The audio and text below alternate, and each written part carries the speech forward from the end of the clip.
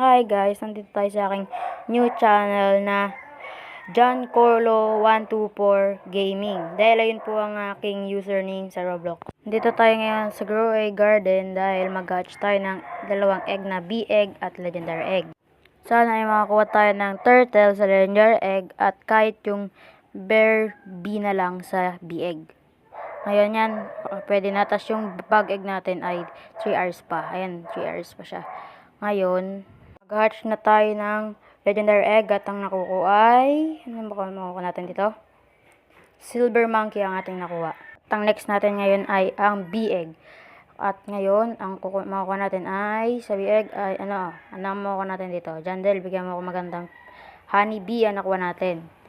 Ngayon, pagkakuha natin ng honey bee, yan, favorite natin ng silver monkey. Yan, na-favorite na natin siya ngayon. Pagka-favorite natin, kukunin natin yung owl.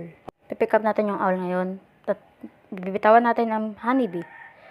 3 bubuyog na po ang ating mga alaga. Pero ang mga alaga natin na ibon ay blood owl, owl, at night owl.